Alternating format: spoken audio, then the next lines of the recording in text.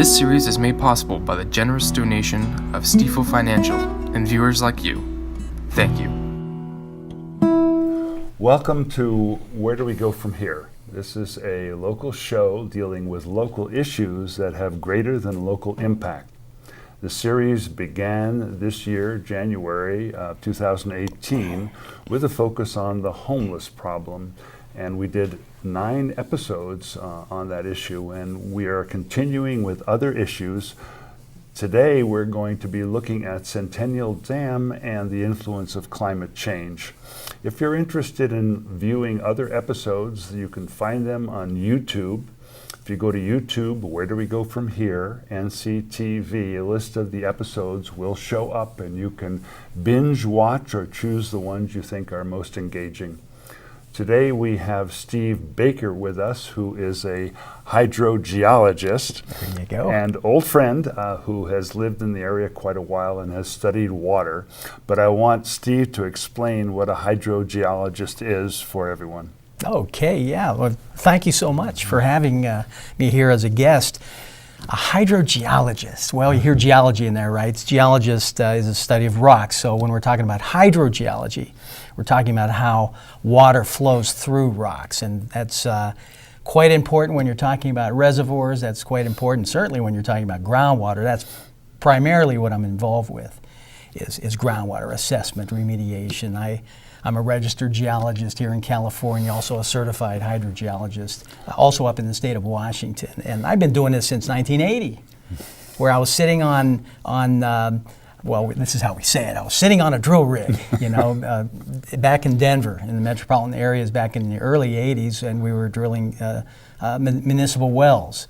And there's an aquifer out there that has 4 layers to it. The deepest is 1,200 feet. So people were spending big bucks to drill, have us out there doing these analysis and drilling these wells that produce maybe 30 gallons a minute for a municipality. That's how important water is.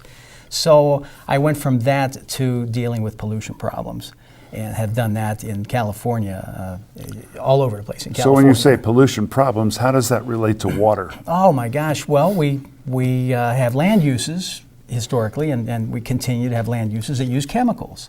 So case in point, underground storage tanks, everyone goes to a gas station, right? Well, these tanks leak at times. And we really noticed the consequences of those leaks back in the day, and it was actually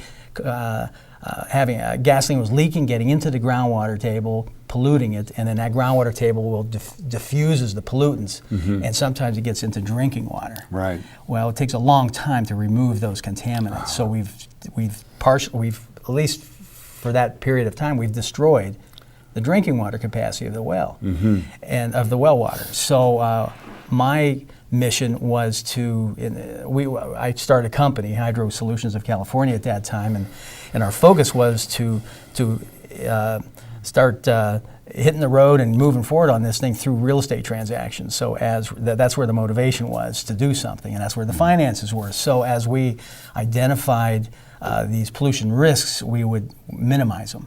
And I became a part of it was the Federal Home Loan Bank Board. I was on a special advisory committee down in LA, but it was a national thing. Got to sit down with the VIPs and legal counsel of banks all over the country, and also the lobbyists both here in California and also back in Washington. And we came up with a phased approach where you evaluate just on paper and going to sites. So what's going on? If there's a potential risk, you go to phase 2 and you actually drill or sample to see. These are all jobs of a hydrogeologist. Right. And ultimately, if we found a problem, we would remediate it. We'd work with the regulating community, we'd work with the public at large in that locale, and we would solve those problems. So a hydrogeologist, your head's not in the sand all the time. You deal with people a lot because water, in this case, is so close to each of us that it's important to convey what technically is going on in the ground and on top. Well, I can see that you've had a lot of experience in the field, and you've also developed an organization called Operation Unite. That's right. Can you tell us a little bit about that? Oh, you bet. Operation Unite builds public responsibility for the solutions to various water issues. Now, they may sometimes be related to groundwater, and they may be at times related to other things, but we do this through outreach programs. Here's what I've noticed. I've been doing this for a long time, 39 years, something like that. And what I noticed was that we have a lot of data and we have a lot of good techniques. The science is good in most cases, but we're not solving our problems very effectively and very quickly. And the reason why is we don't work well with each other. When you say you're not solving our problems, what are you referring to? What I'm referring to is the public at large, the stakeholders involved. We're not coming together. We're in our own silos. In terms of conserving water, using water, not polluting water, what approach are you taking? Well, water availability issues right now is a big one, and so sometimes the stakeholders are coming from their own needs and desires, and they're not listening to others. This is changing. This is improving, certainly in California. But my focus in Operation Unite is to bring people together to solve these problems, build public responsibility. We're the ones that are ultimately the users of this water. So give we me need an to be example of solving a problem that you're working on, or maybe you haven't solved it, but you're working on it. Case in point, Governor Brown passed in 2014 the Sustainable Groundwater Management Act. And this happened because, as most people have read, I'm sure, in the news and heard, the Central Valley, which a lot of our food comes from, has had declining water levels. I mean, huge drops, and it's caused subsidence of the land. It's caused farmers to allow some of their perennial crops, like the various orchards, to die. I mean, every time I go down there, there's a new field in the Central Valley that's being cut down. And so there are different places in our state that are experiencing these declines in water level and these groundwater problems. And we rely, 60% or so approximately, it ranges from 40 to 65%, we rely on groundwater. It's serious.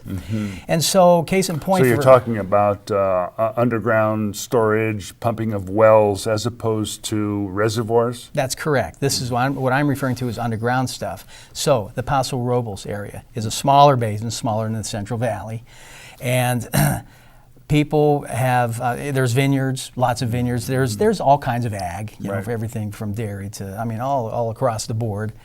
And there's regular, the crops, the row crops, things like that. And they are having great difficulty coming up with a groundwater management plan and establishing groundwater sustainability agencies. You have to create an agency that's going to actually run with the goals of the Sustainable Groundwater Management Act. And everyone thinks they don't trust people don't trust each other. And as a result of that, they don't believe what they hear. And there are a lot of different stories out there as to water grabs and misconceptions. Water rights. There's a whole legal structure that you have to deal with. It's just hugely complicated. It's complicated, yes, it is, especially in California. And so putting all these things together, people aren't hearing the real message, and they're missing the real intent of what is needed. They don't recognize their vulnerability. And so Operation Unite would work with the public and also be involved with the stakeholders. And we're not telling people what to do. Even the Centennial Reservoir, I'm not going to tell people, well, it's yes or it's no. That's not our intent. The intent is to identify the common community values, because those values will be used to go through the process. We continue to respect each other. We continue to look at what is most important to our communities based on those values, and you move forward. And then we have to find that common goal. Most of the time, even in the Paso Robles watershed, there is no common goal. It's kind of all about me. For my desire, for my needs, I need this. It's not really what's the common goal here. That is definitely a shift. And of course, when we move now to the Centennial Dam in our conversation, we have contending points of view. NID has studied the issue enough to recommend that a dam is needed. Can you talk a little bit about why a dam would be needed now? Yes, it's mostly related to climate change. Now, even though our federal executive house is viewing things in another way, climate change is very real. It's even more real for the state of California. Okay, we rely on at least 2 atmospheric river storms for our weather, and that's imagine a river that's in the sky flowing. It's somewhat narrow, maybe 300 miles wide, 100 miles wide, but it's really loaded with high humidity, with lots of water. 2 of those storms comes through kind of like a snake in the sky, and it sweeps across California. We rely on those things, and now with climate change happening, those either will be being produced a lot more often by our atmosphere, or the total opposite. We're going to be dealing with extreme floods and extreme droughts. The temperature rise, it's going from something like 76 degrees Fahrenheit to 80. I think that's what the numbers are. I wrote it. Yeah, 76 to 80 warmer between now and 2100. All right? That has huge ramifications on when our peak runoff happens. That has a huge effect on our existing conveyance that we have in the state of California, which includes what Nevada Irrigation District has put together already. We need to supplement and we need to change and alter conveyance so that, number one, I think everyone's mission in part includes getting these strong flood events, which climate change is responsible for, under control so we can take this huge volume of water that comes down, boom, in a short period of time, and convey that to an area that will be sort of a transfer station so we can, after that, slowly send it to the aquifers in the lower elevations to be refilling those aquifers, because our bank for water, when there's not that much water, when we're in significant drought, multiple years of drought, one after the other, is to pump the groundwater. Well, you have to put it back too. Otherwise, we're going to continue having a lot of the hardship that's already developed in the Central Valley. So it's very important. Well, given what you've described as the unpredictability of the weather patterns, it can have extreme rainfall and drought, from one year to the next. Right. And, does essentially creating another dam remedy that or mitigate it in some way? Does it help the situation? Everything will help, yes. However, you can't look at one dam and then view it as, well, does this solve our problem? Because it doesn't. We have to look through 3 lenses here, I think. And the first lens is, don't look at conditions today, 2018. We need to look at the year 2100, okay? It's going to take a while to develop conveyance. We are going to... When you say conveyance, what do you mean? Piping, canals, again, reservoirs, also groundwater recharge systems, all of the above. It takes time to do that. People are already living on a lot of this land, and somehow you have to make it all work for everybody. So this is a slow process, but we need to have it intact and operating when we get into the most severe periods of time that are up ahead. We need to deal with that. So we need to look through the lens of 2100. So you're talking about looking ahead and predicting more severity in terms of weather patterns than we're now experiencing. Can you talk a little bit about that? Because I don't think the public acknowledges, certainly not at a federal level, but at a global level, we're looking at people saying things are changing dramatically. How does that translate into our area here? So what to anticipate? Okay. When we talk about global change, what we're talking about are areas that may get more rain than they used to, other areas that will get less rain. Some areas will become colder, even though we hear about global warming, right? And then other areas will become warmer.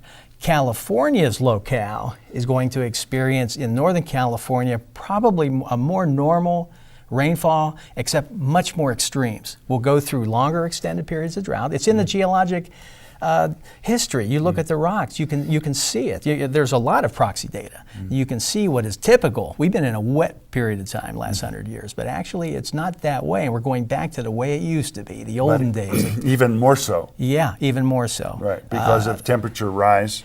Because of, at least at a minimum, the temperature, the CO2, the increase in CO2 that's now in our atmosphere. We've changed the chemistry of our atmosphere, and that's causing all these other things. But as a result of these adjustments that are happening as a result of the warming of our climate, California is going to not have a big snowpack anymore. Right. It's going to be substantially reduced, and we rely on that. 1/3 of the water that's stored, and eventually we all drink or we feed our lettuce in the fields or the in the orchards where the oranges come from. Come August, September, we may have extremely low levels in our surface reservoirs, and our groundwater aquifers also might be quite low, and we're going to have problems. We have to make sure we have water when we need the water, and at the same time, we don't want to destroy the environment. We know that the ecosystem, the salmon, which is the pelagic fish, there's a variety of fish within that category, but the salmon we hear about often, we don't want to be the cause of their demise, of course. At the same time, we need to realize that we're also part of this ecosystem, and we need to find some sense of balance.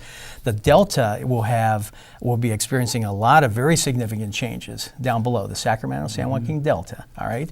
And the state recognizes that. This is a very important delta because it's the biggest estuary on the west coast of North America. And we use it as a part of our conveyance, a main part. That's not a good mix. It's difficult. So as climate change kicks in and temperatures are higher, our need for water will also be higher and will be greater. And so we're going to... And also evaporation will be will greater. be up, that's right. And so the delta is going to suffer because it will concentrate pollutants based on how we're living now and all those things. And so what the state has done already is passed requirements that make it mandatory for surface reservoirs to release some waters different times of the year to provide adequate water so that ultimately when that water reaches the delta will remain whole. Okay, so there are responsibilities, which gets to the other two things that I really am hoping everybody looks at as they review the environmental impact report and the raw water master plan that NID is working on right now.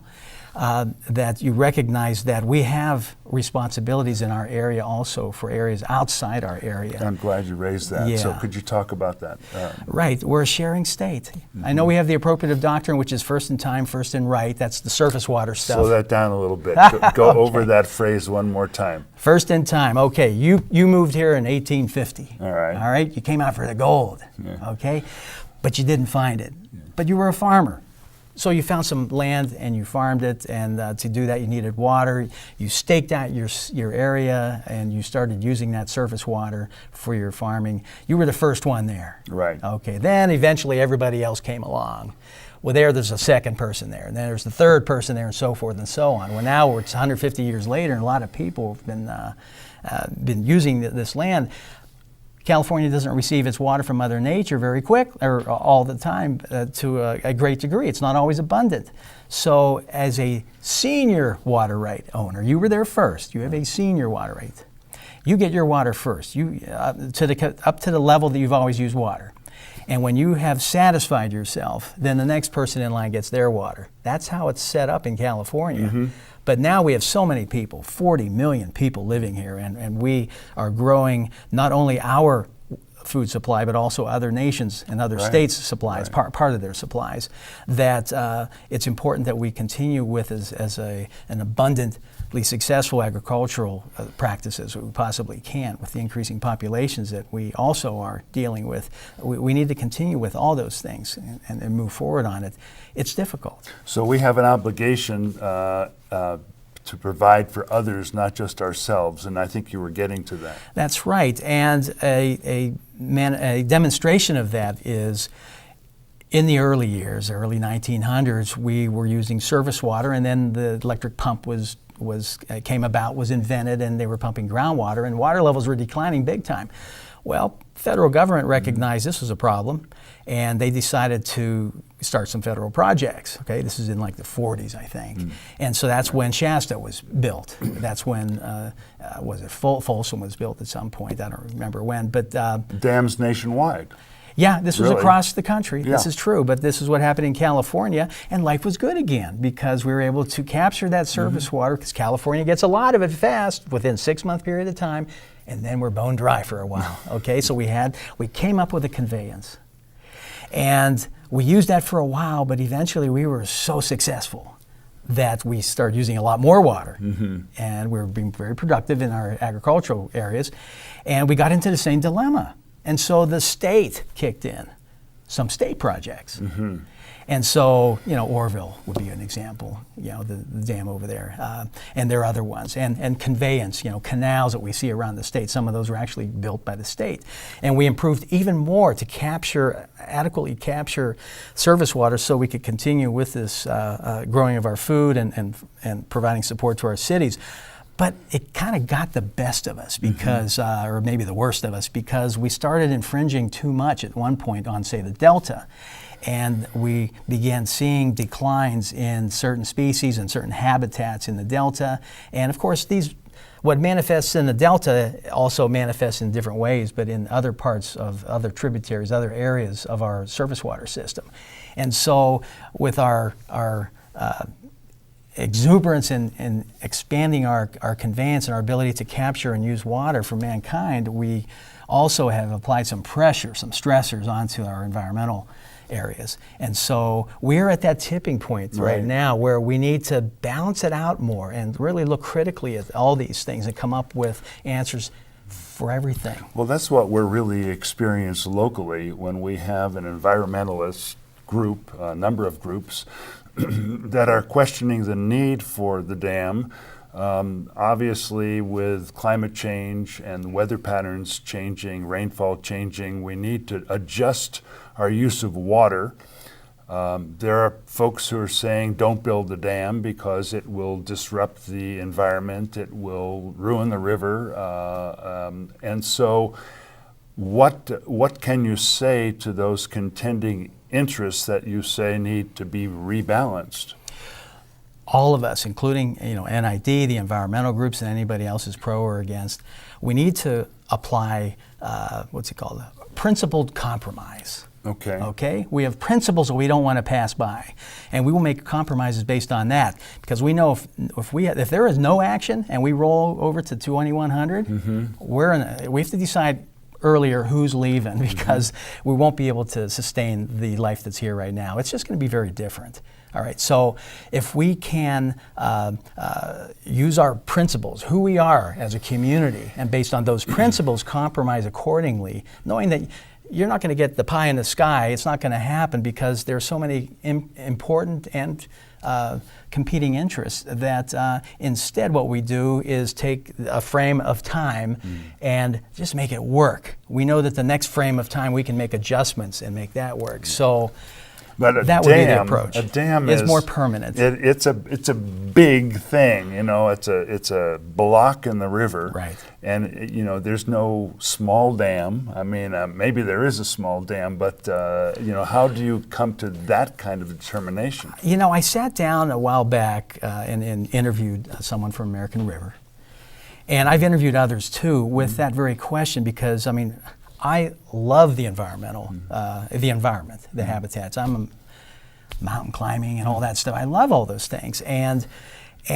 my questions when I was approaching these people were, what are our real alternatives that are achievable? Okay, if we don't have a dam, but we still need to satisfy water availability. We still need to somehow collect water so it becomes available when we need it. What are some other choices? And I thought maybe using meadows, because I'd heard that is a possibility, and floodplains and that sort of thing. And I even most recently there was a gentleman who spoke up here at Sierra College, and I went up to him afterwards and asked him, is it realistic? Because if it is, we need to move on this thing.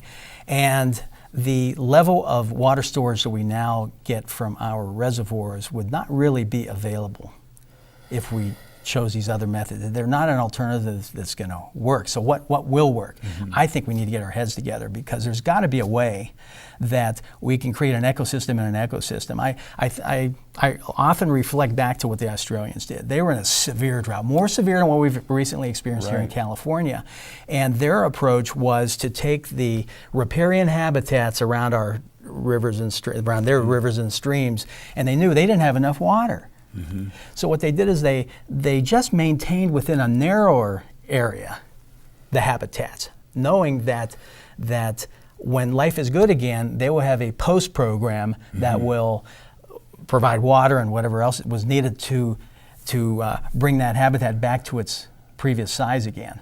But so they're taking steps that would reduce. Now, that's not my expertise. I don't know to what degree that would work here. Yeah. But it struck me as something that really ought to be considered. There are a lot of brilliant people in our own county here that are involved in these kinds of things, as well as in our state and in other states. So we should come together and talk about things like that, where you merge old technology, which is a dam and reservoir, with new methodologies which would morph these systems so that we can actually have both needs met, both the environment and also the storage requirements of our people. Yeah, some people say that dams are an old solution to a new problem, and that we need new thinking. To go about it, and yet we haven't developed a platform or a process to consider it. I know that's one of the things that NID and other organizations like Circle are proposing, that we actually have forums which are not loaded on one side or the other, that we look at data, we look at options to try and, what you call principal values. I think that the principal values are really shared here. There is a great love of the environment that people who live here, that's why we live here, because the place is so beautiful. And yet we also experience what happens when dams come in. They don't necessarily ruin an environment. We see that even with the Yuba River, which is dammed periodically, has areas that aren't. So it looks to be a statement of where the river is blocked for a period of time and regulated, but that it does not necessarily ruin the environment. Maybe you have a comment about that, how dams affect the environment. It will have a tremendous effect on the environment where that dam footprint is located and where the reservoir. There's no way around that. But there must be some creative ways, and we need to think out of the box, and that's my encouragement to everybody. Think outside the box. I mean, NID, I understand, is putting together some sort of technical advisory committee where Circle would be involved, and others, I suppose. That type of think tank is really important because we need to come up with a solution where adequate storage can become available. I mean, if it can be put underground, if the geology permits that, by gosh, incorporate that into the program. If there's some other way, do that. But at the same time, we want to be protective. I mean, there are some things that you can't help but damage, though, if you put a dam in a reservoir. Case in point, there's 140 Native people's cultural sites. Okay? They're going to get flooded. What do you do if something like a project like this moves forward and you have those, there has to be a way that you can give back. You know, my heart of heart hopes is that the standard response to projects where you displace people or something of great value to the people of that locale, that our standard to provide the benefits and the response to those projects and those people goes up. As compared to the past, with NID or really with anybody on these kinds of projects. I like to see that standard go up because most of the time it seems like on big projects, people just get rolled over. It's just the way it is. And I mean, that's sort of the attitude a lot of times, and that hurts. And really, we need to take care of each other. Well, one of the things that's going to be happening sometime towards the end of the year is the environmental impact report will be coming out. And I'm just wondering, what are the concerns that you would raise in looking at that document? Well, you know, there are a lot of questions that I think are worthy of scrutinizing the documents and answering it. But NID is currently, it's my understanding, that they're currently, it's time to redo their raw water master plan. And that's a really important document if we're going to review appropriately the EIR for this particular proposed project, the Centennial Dam, because it's really climate change it's a response to climate change, and that's going to be reflected in detail, I would think, in the raw water master plan, what our needs are. What, we're matching water demands of this region up to 2100 or whatever year, it's for 50 years, so what's that, 2070, something like that. And how is Centennial Reservoir going to help them satisfy the goals of that raw water master plan? So I know those are being worked on right now. I don't know when the EAR is going to come out. They'll probably both come out at the same time, I would guess. But my guess is it's not coming out this year. It sounds like there's a lot of work to be done. But those two documents are important, and it really, in my view, that's going to be climate change focused, because that's really the reason behind all of this. I mean, much of this. Okay. Yeah. Well, this is a good time to at least wrap up this session. I know that Steve Baker will be back. He's full of information, enthusiasm, and hope that we can, in fact, work through these issues. It's going to be a challenge. Climate change is not going to go away. It's going to become more evident. And this is a science that we need to respect and also consider we need to depend on. I mean, the science is the basis of much of what our lives are about. So thanks, Steve, for being here. Well, you're welcome. Enjoy this. And I look forward to other conversations. It's obvious we've got a lot to talk about. I do want to encourage viewers to go to the YouTube site. Go to YouTube. Where do we go from here? Nevada County Television or NCTV. If you like the program, if you like where we're going and headed with it, you can go to nevadacountytv.org, our website, and donate to help support each of these episodes. If you have ideas and you want to become involved, this is local public access TV, Nevada City, California, and I'm your host, Lou Sitzer. Thanks for watching.